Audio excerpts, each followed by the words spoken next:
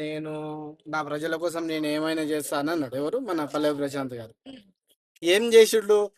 గెలిచిన మరుసటి రోజు ఇంటికి వెళ్ళినాక అందరూ ప్రజలు అందరు కలిసి మా ఊరు నుంచి ఇట్లా రావడం మాకు మంచి సంతోషం. అంటే ఏమైనా చేయండి అని అడిగితే ఏమన్నాడు?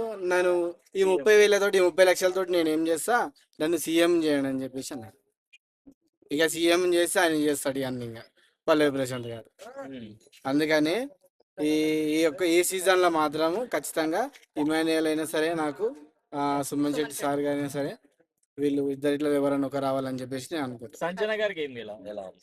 సంజయ్ గారి గేమ్ వండర్ఫుల్ ఉందన్న, చాలా బాగుంది. ఉమ్. ఇక ఈ సీజన్లో మాత్రం నేనైతే ఒకటే కోరుకుంటున్నా, ఇమాన్యుయల్ అయినా సరే, సుమన్ శెట్టి సార్ అయినా సరే కానీ వాళ్ళు రావాలని చెప్పేసి నేను అనుకుంటున్నాను. రీతు ఇంకా డెమోన్ బాండింగ్ ఎలా ఉంది? రీతు అన్న డెమోని బాండింగ్ సూపర్ ఉంటుంది వాళ్ళది. వాళ్ళ పెంట ఇక రీతు మేడం అయితే బ్రహ్మాండంగా ఆడుతుంది. ఇంకా ఆమె మొత్తం వరల్డ్ ఆడుతుంది మేడం.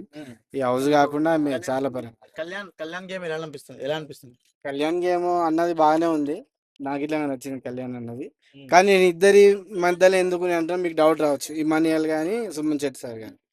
నాకు వీళ్ళిద్దరు బాండింగ్ అంటే మంచిగా ఉంది, వీళ్ళు బాగా ఆడుతున్నారు అని చెప్పేసి నేను కల్మషం లేని విధంగా వాళ్ళు మంచిగా ఆడుతున్నారు కాబట్టి నేను వాళ్ళకి సపోర్టింగ్ చేస్తున్నాను. అంటే ఎవరు చెప్తారు?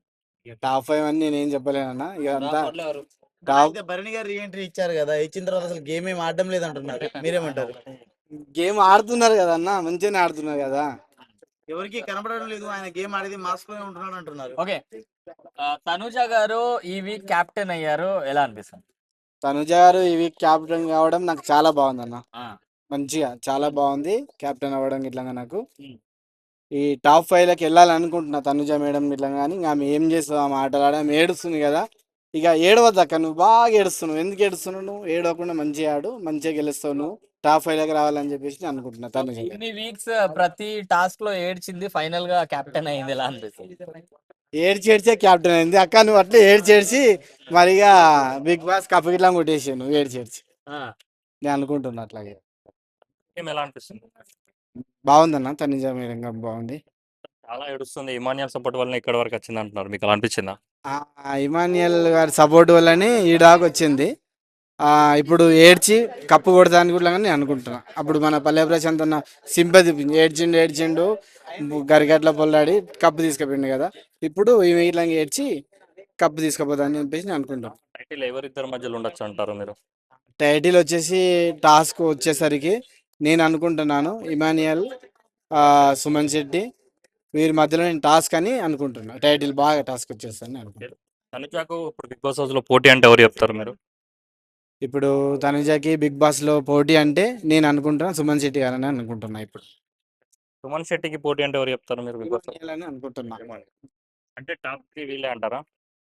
ఈ- ఇక టాప్లో ఎవరు వెళ్తారనేది మనం చూద్దామన్నా, వెయిట్ చేద్దాం. నేనైతే ఈ ముగ్గురిని అయితే అనుకుంటున్నాను ఇప్పుడైతే. బిగ్ బాస్ హౌస్ లో ఎవరు ఫేక్ ఆడుతున్నారు?